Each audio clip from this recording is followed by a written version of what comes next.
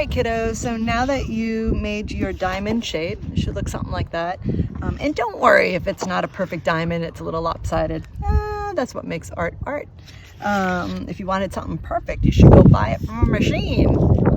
Anyhow. A machine. I love machines. I love buying things from machines also. Machines.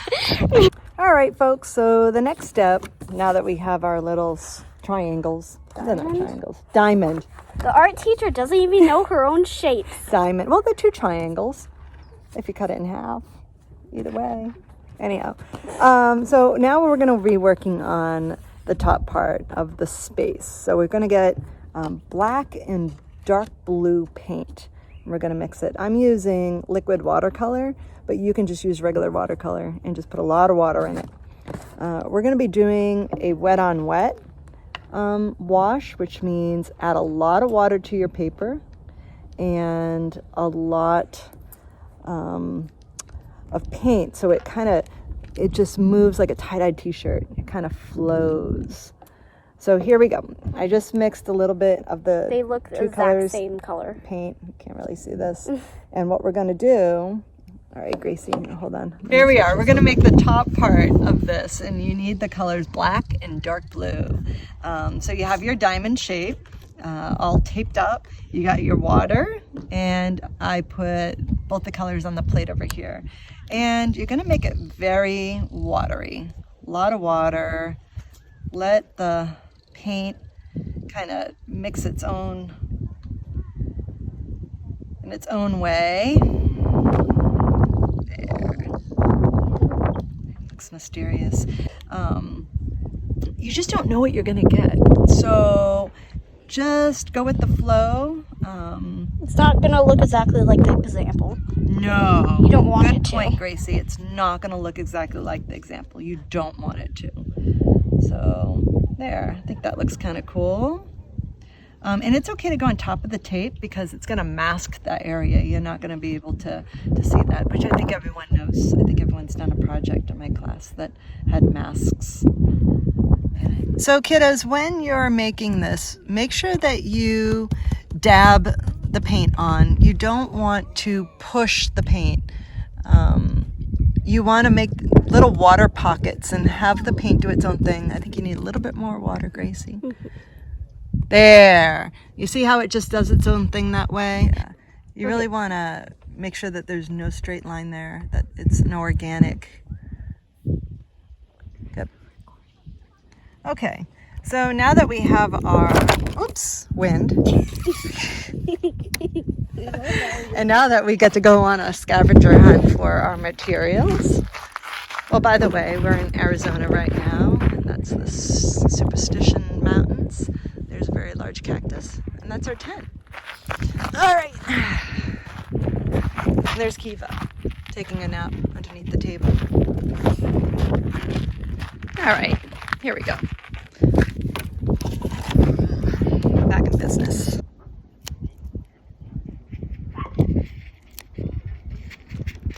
So a good technique is to put the water on, so it's just a very light pigment, and then put a little bit of paint in the water and let the paint just do its own thing. No need to force it around.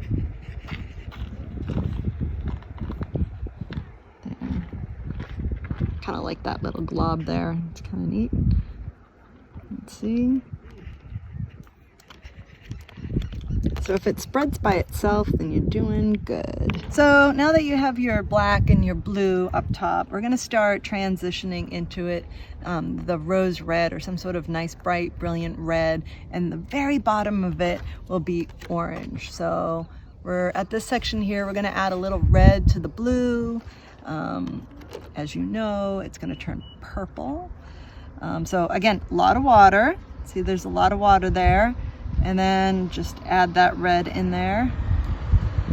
And it will mix with the blue, and you want it to. So don't fight it. Oops, accidentally put black in there. All right. So we're going to do a little red and a little blue. It will turn purpley. It's okay if you add a little black in there.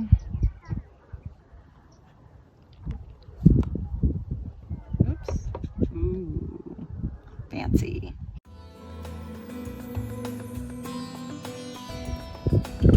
Very watery, which is what you want. And you know what? This is something that you can do a couple times and no one painting will ever look like another. It'll always be different, which is kind of cool.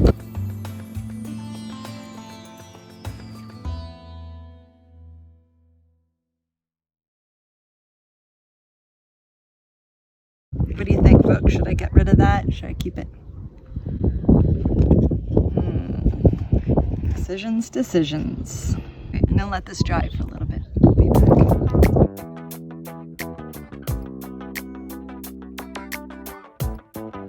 And that you want to go on top of those. With blue. Yeah, blue and red.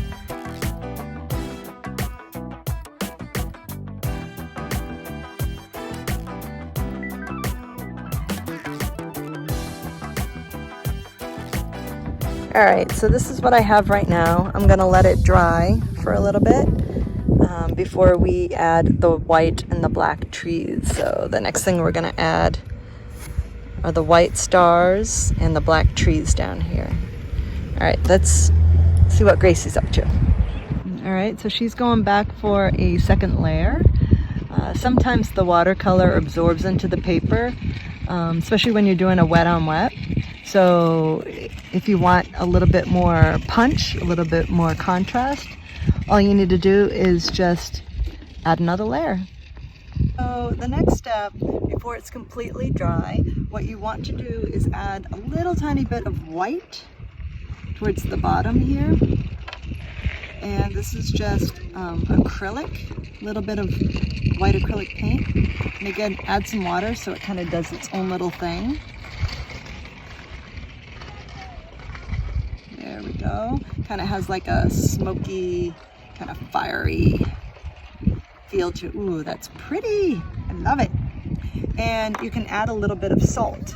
And as you know, when you add the salt absorbs the pigment and it will leave these really cool white, mysterious dots on your paper, and it makes it look like snow or stars or anything along those effects. Those lines? Those lines.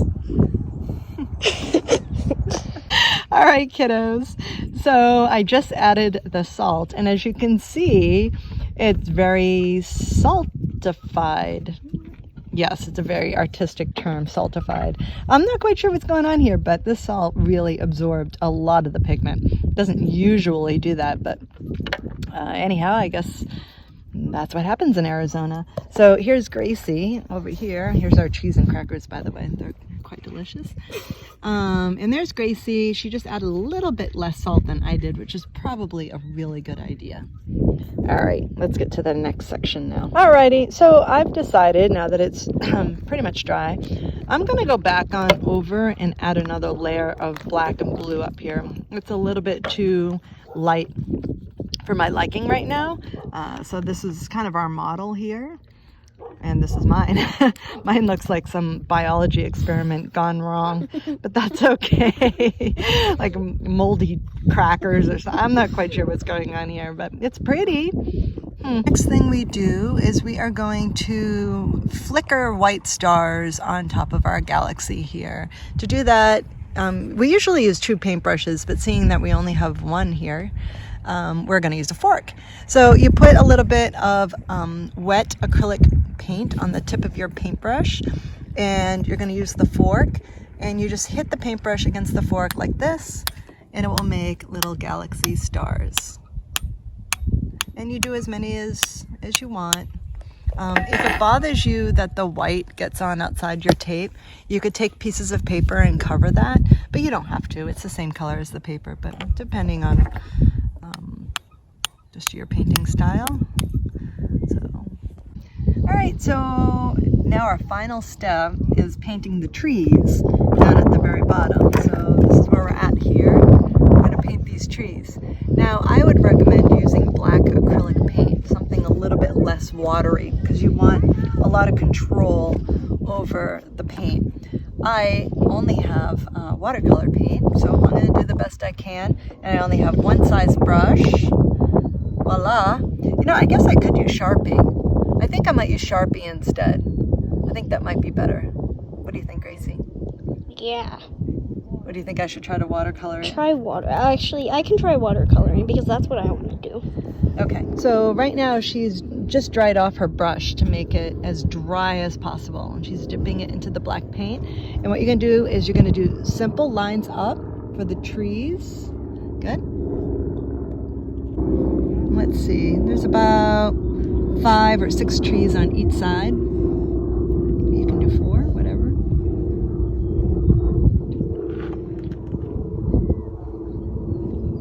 If you're like Bob Rose. These trees need a happy little friend.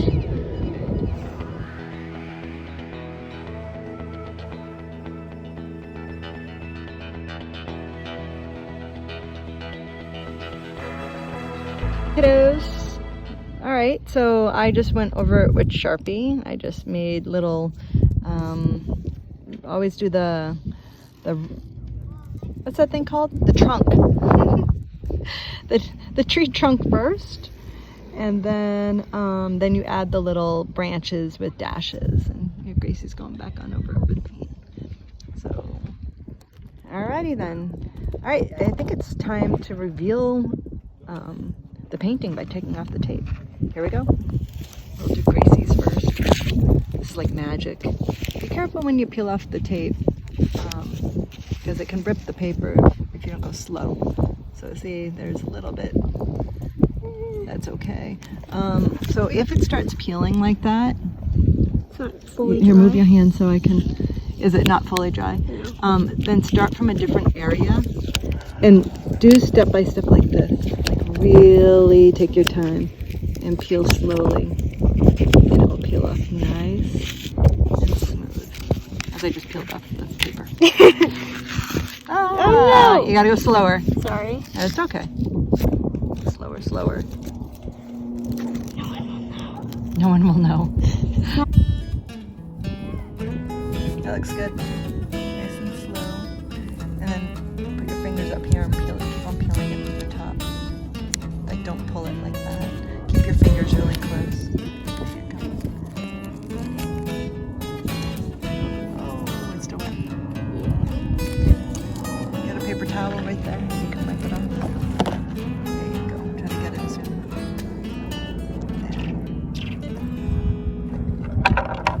Let's get this.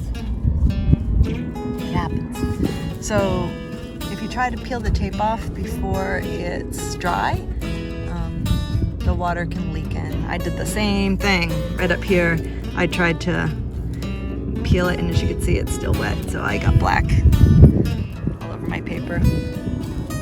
All right, so I'm gonna peel my tape off and let's see what happens here. I think it's still a little wet up here.